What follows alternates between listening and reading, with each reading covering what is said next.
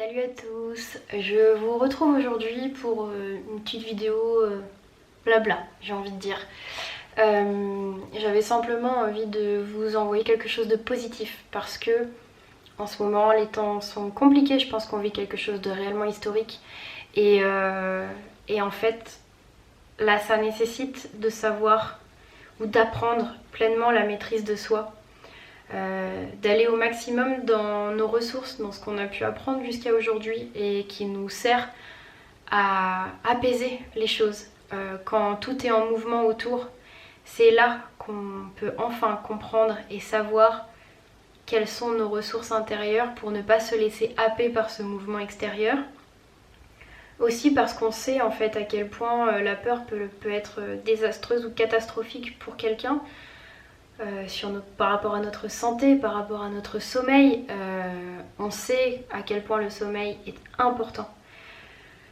Donc vraiment, prenez soin de vous et apaisez-vous. La peur n'a jamais aidé qui que ce soit. La peur nous bouffe. Je vois bien autour de moi, je vois bien mes proches, dans quel état ils se mettent. Et je suis triste en fait, je suis assez triste de voir ça et en même temps je sais que ça les challenge, je sais que ça vous challenge, ça me challenge aussi parce que je peux pas dire que je n'ai pas une once de peur, c'est-à-dire qu'au fond de moi je sens bien qu'il y a cette petite panique. La dernière fois que je suis allée faire des courses, je me disais mais peut-être qu'il faut que je fasse des réserves, peut-être qu'il faut que je prenne plein de nourriture parce que sinon je vais manquer.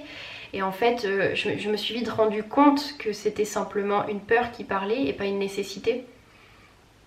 J'ai pas fait de réserve, j'en ai pas fait.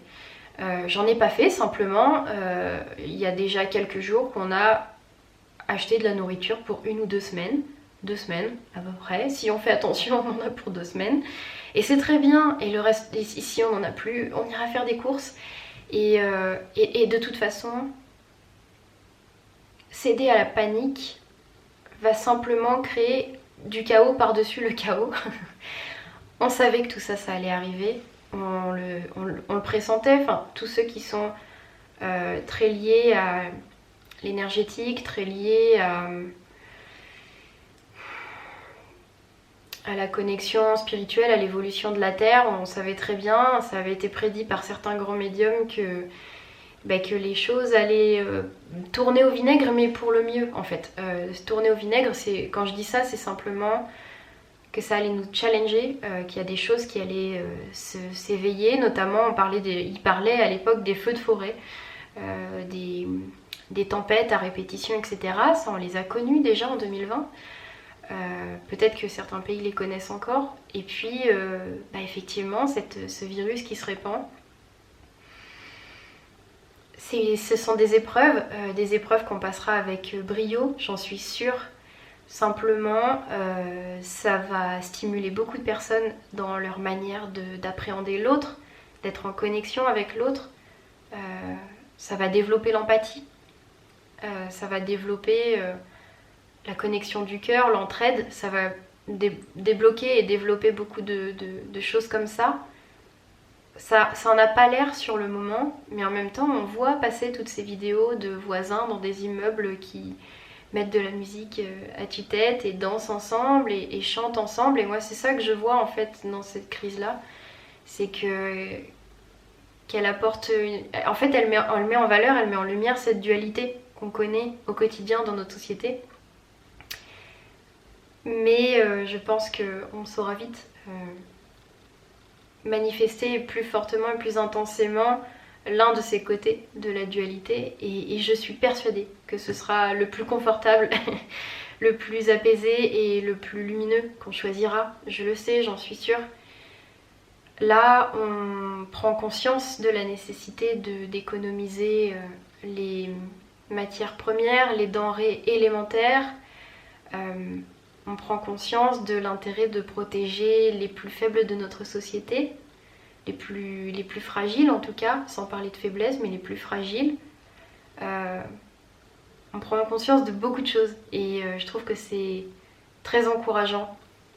Et en même temps, c'est assez drôle ce passage au confinement.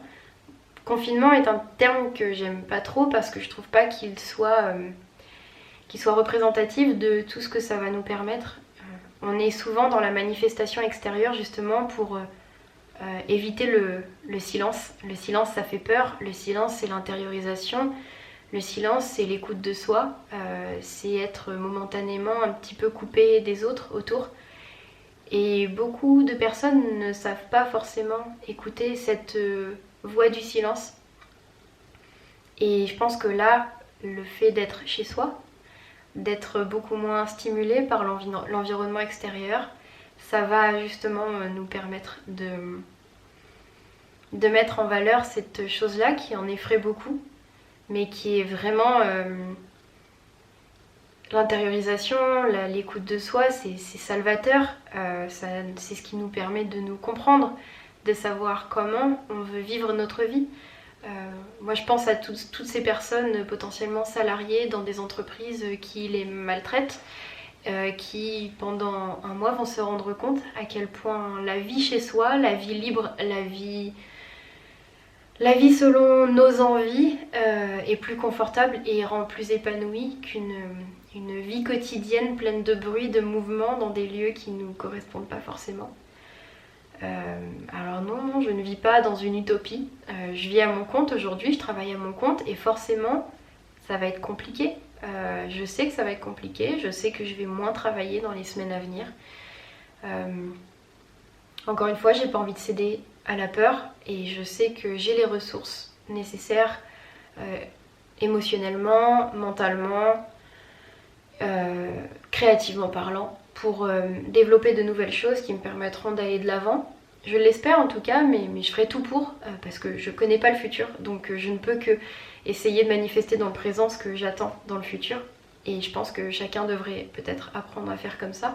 Je dis pas que je le fais très aisément, c'est encore quelque chose que je travaille bien sûr, et je pense qu'on n'a pas assez d'une vie pour l'intégrer pleinement. Mais oui, voilà, je pense que là, cette période, elle va nous apprendre la sérénité, la paix, l'intériorisation. Manifester en soi ce que l'on veut voir dans le monde plus tard. Et aussi prendre soin de sa maison intérieure. On parle souvent de maison intérieure en spiritualité, etc. Mais en fait, je parlais de ça dans ma vidéo sur la symbolique du corps. Je sais pas si vous l'aurez avant ou après. Mais je parlais du fait que pour moi, notre monde terrestre était un prolongement de cette autre dimension invisible que l'on connaît en tant qu'âme. Et que le corps était un prolongement de notre corps invisible. Je pense que notre maison est également un prolongement de notre maison intérieure, donc notre maison en densité, quoi, notre maison où on habite. C'est un prolongement de notre maison intérieure et je pense que simplement en regardant votre maison sous un autre œil, vous allez retrouver beaucoup de vos particularités, de vos caractéristiques intérieures et je conseille souvent aux personnes qui viennent me voir en soins de prendre soin de leur maison, de prendre soin de leur décoration, sans mettre plein de choses en fait. Le but c'est pas de s'encombrer, bien sûr que c'est pas de s'encombrer parce qu'encore une fois, une maison encombrée où on ne peut pas circuler est très très très révélatrice de comment la personne se sent à l'intérieur d'elle-même, sans jugement de valeur aucun, vraiment, vraiment. Mais simplement, c'est très révélateur. Des maisons très épurées où il y a assez peu d'objets, peu de choses, effectivement, c'est révélateur aussi. Et je pense que de prendre soin de sa maison, par rapport à l'hygiène, à la propreté, mais aussi à la décoration, à l'aspect de notre maison, c'est quelque chose d'important parce que c'est ce qui va développer, manifester en tout cas, l'envie d'embellir notre maison intérieure. Et parfois, considérer la matière et la densité comme étant un moyen de manifester des choses en soi, je trouve que c'est assez sain. Parce qu'il ne faut pas diaboliser la matière, c'est ce qui fait partie de notre vie quotidienne, c'est ce qui fait partie de notre manière de simplement de s'incarner ici et de vivre au quotidien. Moi j'adore la matière parce qu'elle me permet de créer, d'ailleurs. Une époque où j'étais pas forcément bien dans ma peau, dans ma tête, je fabriquais des choses comme ça. Je sais pas si vous allez voir. Faut que je me cache. Voilà, là si je suis cachée c'est bon. Simplement pour vous montrer en fait parce que j'adore la matière pour ça et je pense que cet épisode, cette période de confinement entre guillemets va nous permettre de manifester tout ça.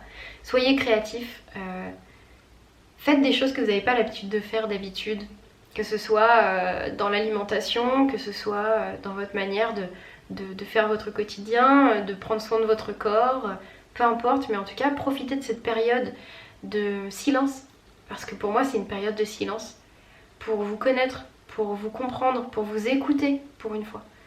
Passez du temps avec vos proches parce que finalement ceux avec qui vous allez partager cette période de silence, c'est les personnes que vous avez choisies pour vous accompagner au quotidien tous les jours. Et parfois on oublie de les écouter aussi parce qu'il y a le bruit du quotidien, le mouvement quotidien et que tout ça on n'a pas forcément le temps ou on ne prend pas le temps de le faire. En tout cas je vous souhaite un bon courage, j'avais simplement envie de papoter un peu avec vous, de vous faire part de ma vision des choses et je vous encourage grandement à soulager vos peurs et à ne surtout pas céder à cette panique qu'on a tous au moins à petite échelle en nous. Apprenez la maîtrise. La maîtrise n'est pas le contrôle, hein. Je le rappelle toujours, mais la maîtrise n'est pas le contrôle. Voilà. Je vous embrasse très très fort. Je vous remercie d'avoir regardé cette vidéo et je dis à très bientôt. Je vous donne rendez-vous sur Instagram. J'ai un Instagram, @nouvellevibration. J'ai une page Facebook également, donc Nouvelle Vibration, Léa Lezé Nouvelle Vibration. Et je vous embrasse fort. Ciao ciao.